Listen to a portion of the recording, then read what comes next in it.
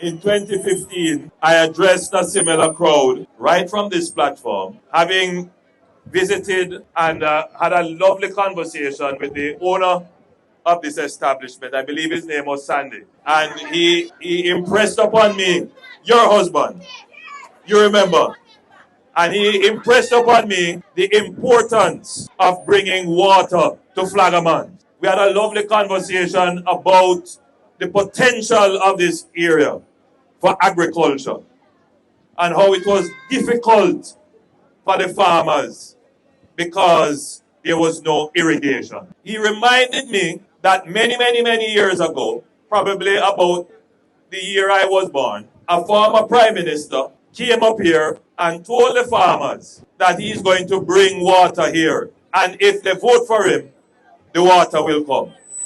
He will bring the water from the Black River and irrigate the Pedro Plains. That prime minister, I gather, was Michael Manley.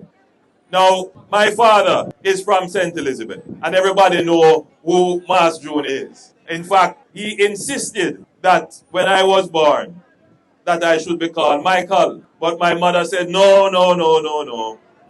And therefore my name is Andrew. But I was born the year that Michael Manley won, and so my name is Andrew Michael. So in a sense, I was marked for politics.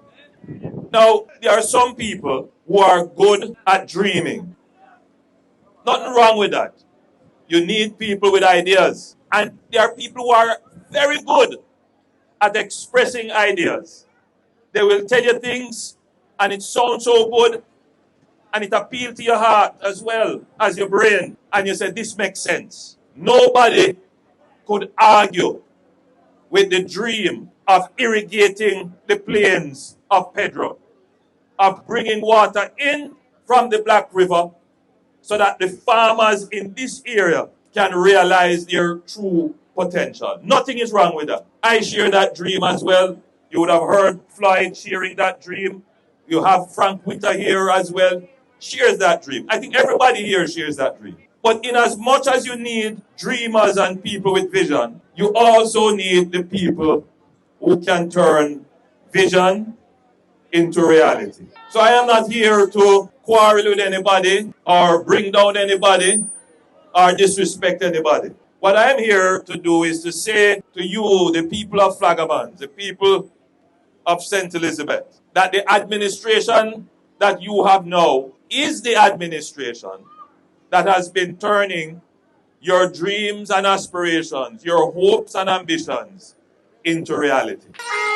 So we had the launch, the groundbreaking of the Pedro Plain Irrigation Project. Minister Green would have told you it is a massive project. $26 billion will be invested in that project. It will bring water from the Black River. It involves the construction of 3 reservoirs, several pumping stations, the installation of major water mains, and the laterals leading off. The good thing with this project is that it also has an energy component. 9 megawatts of electricity will be generated from solar. It's a massive project, the largest irrigation project in Jamaica's history. I feel proud that it is my administration who will bring this dream that was articulated by Michael Manley and others over 50 years ago. And as I prepared to address the launch and groundbreaking of the project, you know, I like to do some research. So I went and I dug up an old article. And I want you to listen to this very carefully. Useful information for you to have as voters. It says, the Minister of Water and Housing, Donald Buchanan, and here you remember Donald Buchanan, says that the upgrading of the Greater Pedro Plains irrigation water system is on track and will come on stream in June of next year. We are committed to the farmers of southern St. Elizabeth, and that is why we want to ensure that we provide adequate amount of water for them to do their farming, Minister Buchanan said. He made these remarks while addressing the annual PNP Division Conference for the Brampton division at the Brampton Primary School on Sunday, June 19. This was in 2005. Mr. Buchanan explained that areas such as Beacon, anybody know there?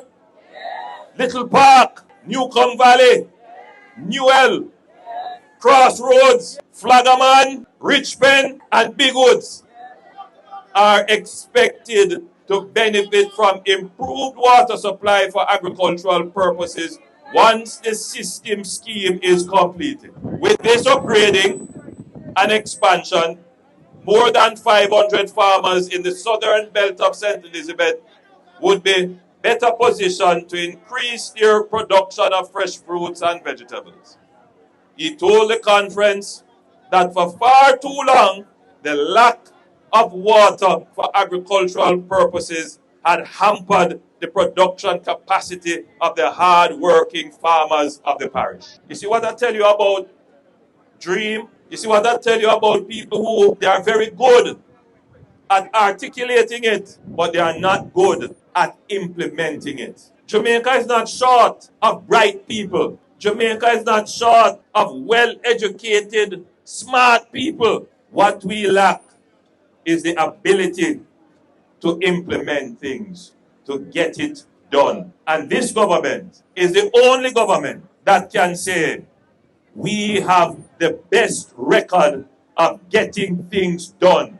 We have the best record of taking on the big problems, the big challenges.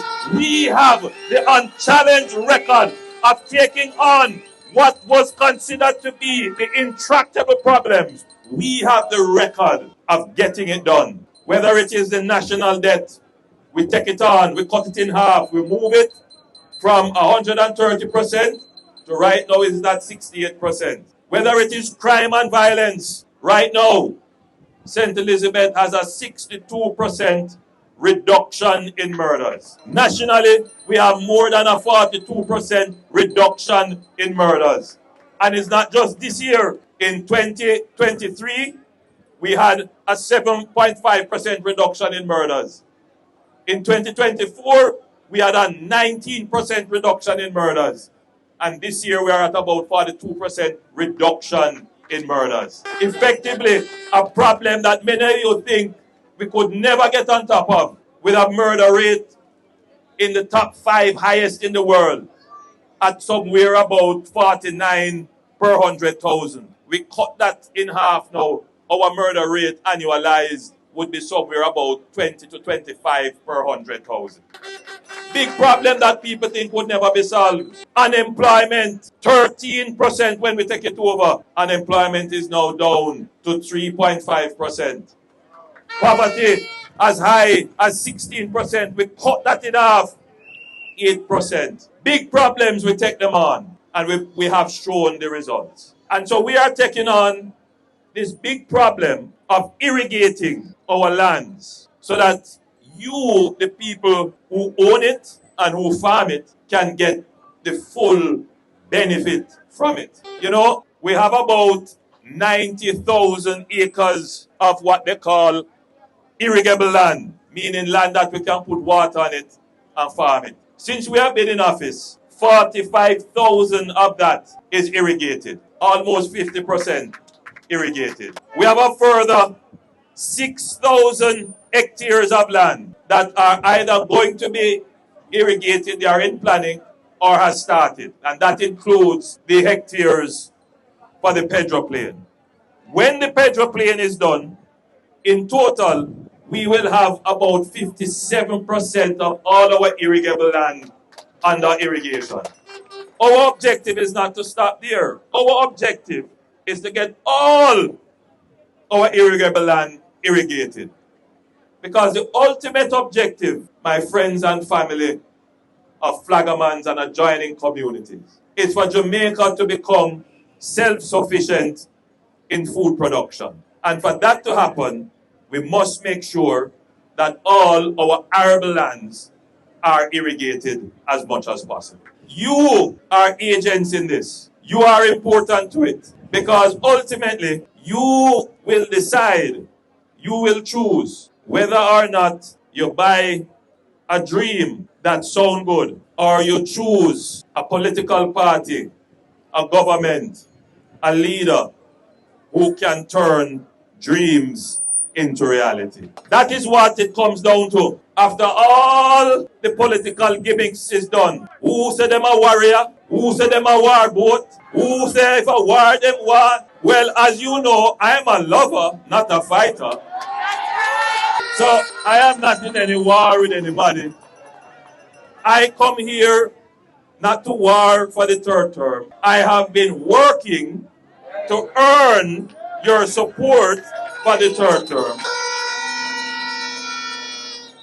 Nothing has been handed to me free in my life. Everything I have had to work hard for it. And so I am under no illusion that somehow a third term is going to be just gifted to me or I am entitled to it. Because I know, regardless of how hard I have worked, though I can show a resume of achievement, voting is not a logical exercise. If that were the case, I would be to stand here today. Voting is also about emotions, how people feel. It's about history, what people have been committed to for decades, what their family stands for. And so we can't take it for granted or come with arrogance to believe that because we have achieved, it is an automatic that people will support us. So all of you who have gathered here to hear my message, you have a duty. You have a role. There has to be a conversation between you and your PMP friend. There has to be a discussion, whether it is going to be at the bar, in the workplace, in the market, on the bus, after church, about the future of your country, because you cannot leave up the future of your country to uncertainty. What we are certain about is that this government has been able to turn the dreams and aspirations and ambitions that we all want into the reality that we also want to see. So we can't give up the certainty of this administration for promises, as I call them, horses that can fly but never have flown. So the good people who have gathered here, I say to you that you have supported a government that has done well. You have supported a government that has delivered significantly. But the work is not yet done. There is still much more to be done. I offer myself to you because I still believe strongly that I have the vision, I have the ability, but more than that, I have the capability and I have the demonstrated track record of getting things done and getting them done well. And I give God thanks that I still have fairly good health. You know, I can still do a little running. I can still lift up a little heavy weight. In 2015, you know, myself and Wheatley, we do 15 push-ups on the platform in Spanish Town. You remember? And I won. Well, and I know if I challenge Wheatley, no, he can't beat me.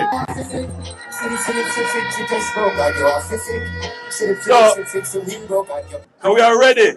We are ready to continue. We are ready to serve the people. We are ready to continue the achievements. With your support, we will give one more term upon them. We give God thanks for life. We give God thanks for wisdom. We humbly accept the support of the people. We don't come to you with any arrogance. We lay ourselves on the mercy of your judgment as to whether or not we have performed and whether or not in the balance of probabilities we will do better and we will continue to improve if you should decide to give us the opportunity to serve you.